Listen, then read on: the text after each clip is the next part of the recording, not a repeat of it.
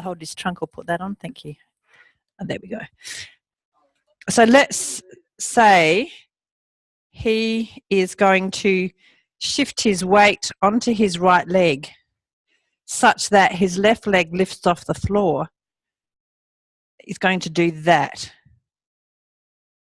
Now, he can't do it because he's got a rod up his butt.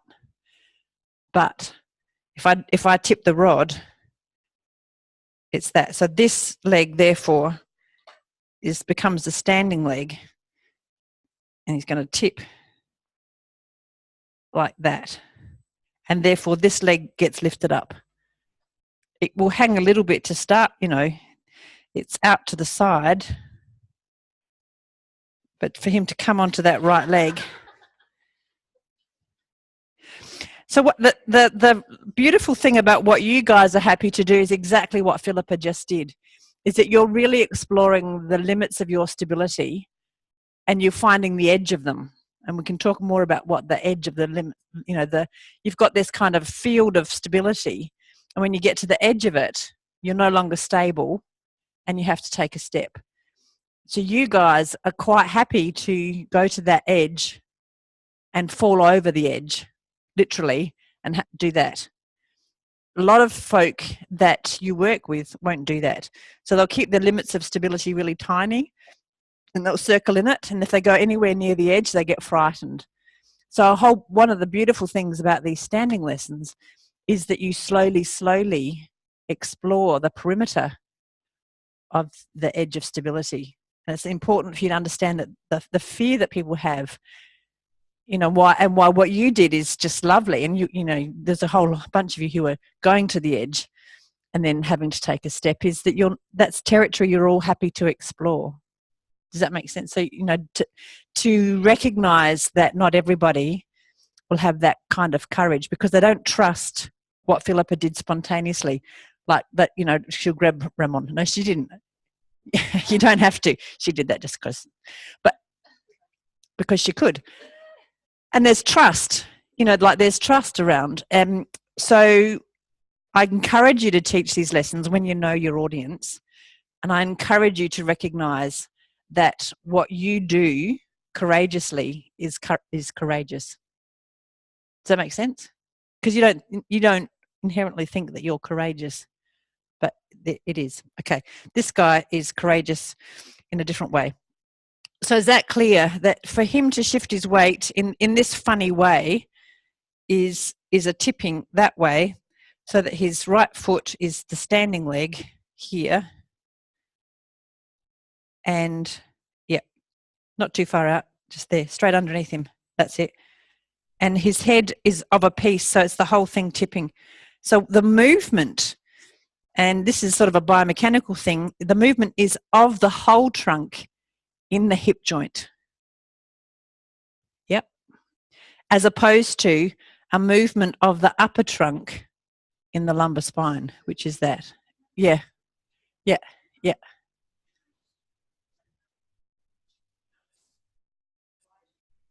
Yep. That's right. You can side bend. Yeah. And I did that on purpose. But if you're tipping, like it's the same, it happens as well. So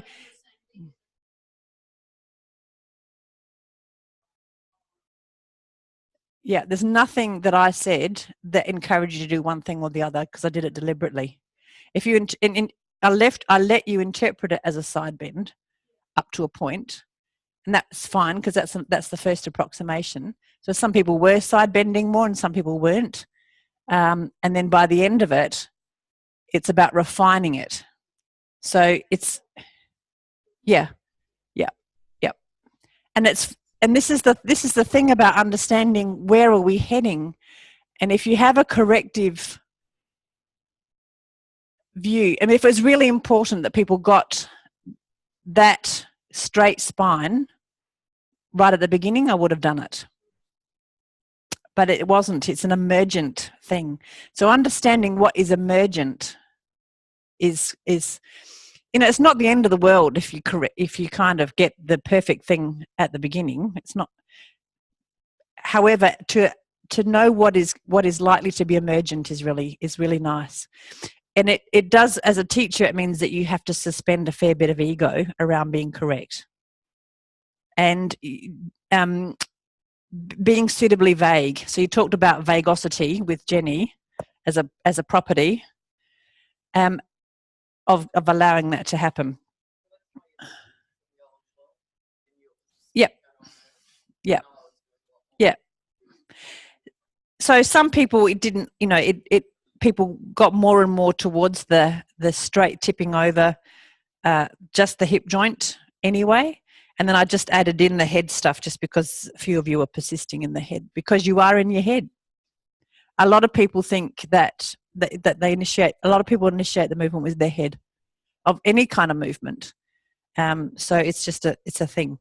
So in that lesson, Elizabeth stops several times and gets people to look at everybody because she's wanting to make these distinctions earlier. So I didn't stop because I wanted you to actually stay with it. And then she stopped twice actually to look at each other and then go to the skeleton already in that lesson. It was already long enough. It went for an hour and a half or an hour anyway without stopping. So we're sort of doing that a little bit differently because you're a different class to whoever she was teaching. So there is that element. And the thing is, when we start doing a segment about walking, you'll realise that it's perfectly fine to shift your weight from a movement of the upper trunk in the lower, just as long as you know what you're doing. There is the ability to shift everything as a piece, or there's a combination of those about how you shift your weight, or some people just move their head. There's lots of different ways of shifting weight, and you'll see that with each other. Maybe that's what we'll do now, actually, just to see how people shift their weight. Maybe we'll just look at standing first, though. So that's just the clarification about so I'm just trying to get him, see if he does what I do. This is how I balance, not because I've got a broken spine, but by leaning back. It's quite a good strategy. See, no, he can't. As good as me. He can't use he did strategy before. Oh, no, it's just going to extremes. All right, we'll just put him against the wall. Okay. You need some surgery. Who feels like that? Okay, so find a partner. Can I have a volunteer just to demonstrate? I won't look at anybody so you don't feel under pressure. Thank you. All right, so Ramon is going to just face your followers. There's a touch of the Paul Hogan's about him, isn't there? My knife's not as big. Yeah, well, you're not. I don't want to know. Okay. So with your partner, just feel free to objectify them. And what clues could you pick up about maybe, possibly, is their standing leg, their leg that they prefer to put most weight on, if that's the definition of the so-called standing leg. And as I said to some people in the break, some of my colleagues are quite religious about this. I'm a bit more fluid about it, let's say. I'm a bit bi about the standing leg because I think it is a very fluid concept, and it's a tendency, not an absolute. Yeah. Well, I think Ramon's is quite obvious. Yeah, he is. Now, so what am I seeing when I stand behind Ramon? So remember the things, maybe you don't, the things that I talked about in the scan that you sensed on yourself first. Now you're going to look in somebody else. So the first thing that we sensed was, the right shoulder joint and the left shoulder joint, they're here. And then where Ramon's right hip joint and left hip joint are, they're here, in here. And where's this kind of, it's like a coat hanger thing, is that in relation to the two hip joints. So for Ramon, I would say there's a bit of that. All right. I'm just telling you what I see. I'm seeing it from the back though. What you see from the front, bizarrely, can look a bit different. So if you see something, okay, good. So then I'm also looking at so therefore where his ears are, I remember I asked you, where's your face turning? So what I'm seeing from the back is a bit of that. A bit of that, if I do it in 3 dimensions. I'm exaggerating. Now, again, that's just from the back. It could be different from the front because people's faces don't correspond with the back of their skull because their faces can slide around a bit on the front of their... Okay? Then I can look at the 2 hips relative to the feet. And again, what I'm seeing is if the 2 hips are here, I'm seeing a bit of that. Little bit of that, little bit of that, that. Yep. So therefore, when I'm looking at the line of the legs, and you had to sense the line of your legs underneath your pelvis, so the hip joints relative to the feet, then I'm seeing the line of the leg, if I connect up those things, the right leg more like this and the left leg a bit more like this. Maybe. That's what I'm seeing. Now, what his internal experience is doesn't necessarily correlate with what I see. So who's right? If he says, well, my left leg's my favourite, I keep my weight on my left leg, and I say, oh, you're wrong, that's not helpful, is it? So I'm not going to say you're wrong. I'm going to say that's really interesting that you feel your weight is on your right leg. Why does he feel that? Something's telling him that. So I'm getting a bit sort of... If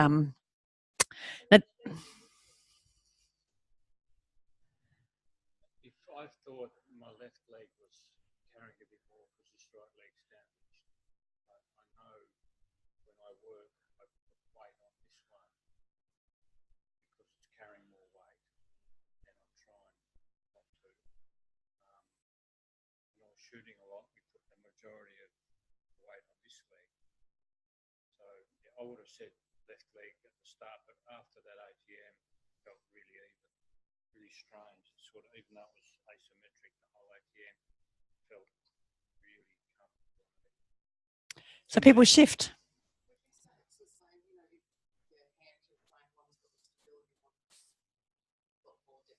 For most people.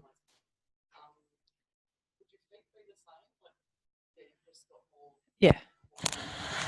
Yeah. Gesture. Yeah. So that's what I'm saying is that, yeah, standing is exactly what I'm saying. So this is, you tend to have a standing leg and a gesturing leg. What I was saying in the ATM though, and this is the danger of saying stuff in ATMs, is that people who go really internal don't hear it. So some of you heard me say that and some of you didn't hear me say that in the ATM because you were internal. You went non-verbal. So you have to understand that as well, that if you make the choice of doing a lecture in the middle of an ATM, some people have gone completely non-verbal and they won't have heard that. Yeah. Yeah. Yeah.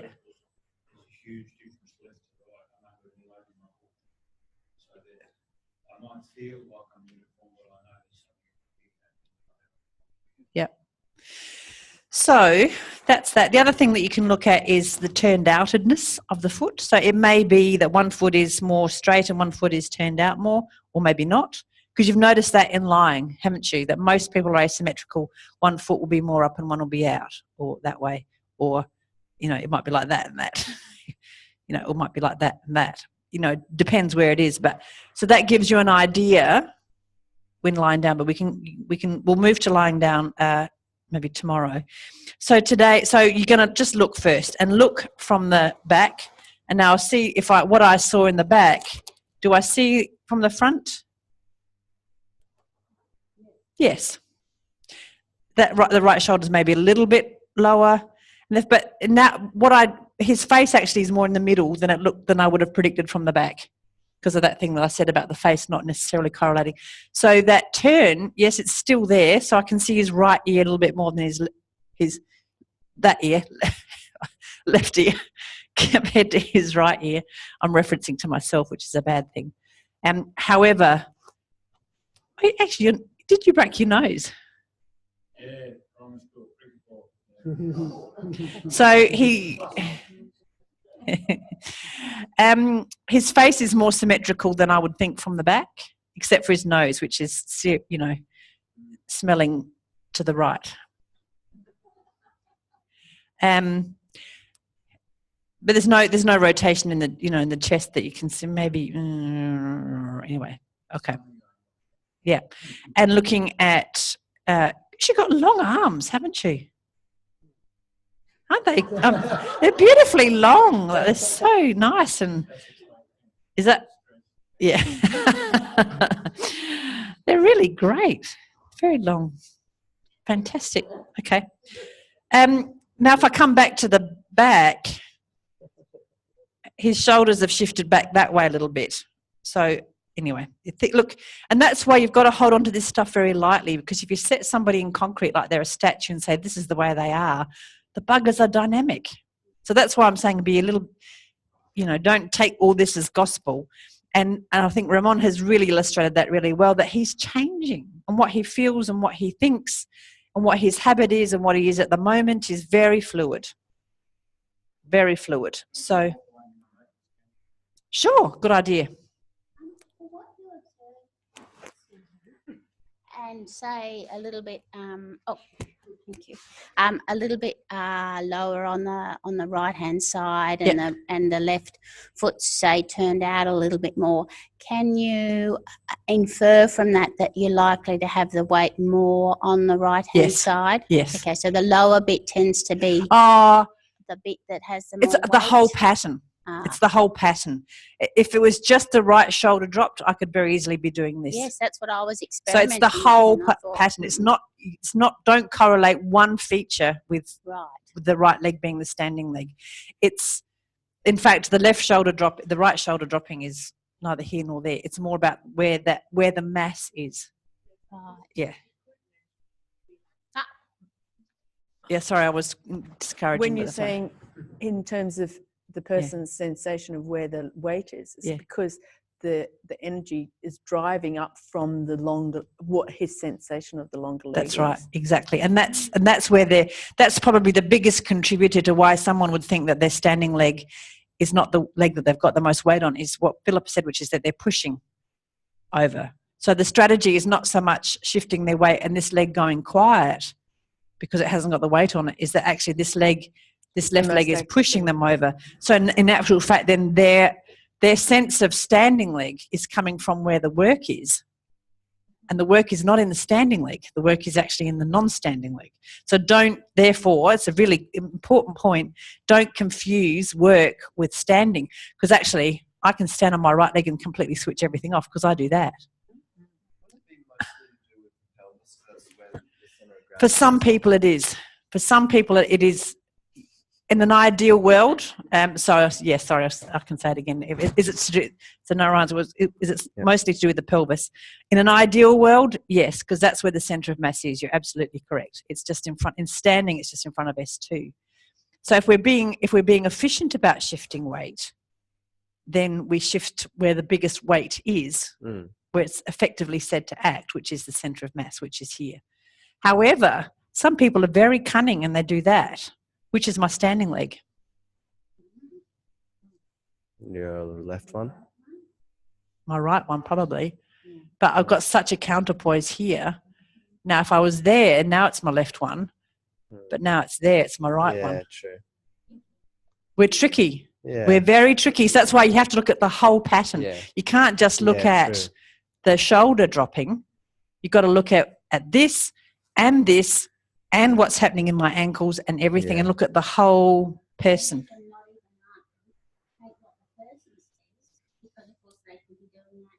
The weirdo thing. And so that's why is that fantastic? I've just made it so complicated. You go, Yeah. Yeah, so let's not go to sitting. Okay. Yeah, so we've done You sitting. can't extrapolate anything from sitting to standing. You can try. No, we'll try. You'll try and extrapolate what's happening in standing to what you see in lying, and you may see a correlation, and you might not, because we're tricky, and it's fluid. So now I know why my colleagues teach this as if it's an absolute, because it's much easier. Look at this, look at this, look at this, and this is what happens. This is what it means. I'm honouring your capacity to cope with a great deal of chaos, and these two are having this funny little thing. They're just naughty children. Okay, so here's the things you're going to look at first. You're going to look at shoulders. You're going to look at the hip joints. You're going to look at where that kind of, as I said, the coat hanger ensemble looks in relation to the pelvis ensemble. And then you're going to look in relation to the feet and the ankles and the length of the legs and the lines that the legs make in space, and the head. So all of the things that you sensed. So cheeky. It's Philippa. Philippa's the one. Yeah. She leads people brilliantly. Yeah. She's a really good teacher. She's a bad influence then. No, she's not. No, she's a good influence. So is there enough there? So you're just going to look, and you're not going to talk to them, because they'll tell you the story may be the same or it may be different. So just look and then share your story. Okay, to see whether they match or not. And have this little tension about who's right, and then both give it up about being right or wrong. It's, you see what you see, and the person feels what they feel, and they have to coexist because they're both real. Which means you have to have a very big brain to take that, don't you? Accept what somebody's feeling, even if it's not what you're seeing. The trouble is, as a beginner, you're not sure what you're saying is right. So you're saying something, yeah, doing something. yeah. What's the reality? That's right. Go do that. Who knows? This is a beautiful gesture for a reason. Who knows? I'm not grabbing onto any reality here. It's who knows.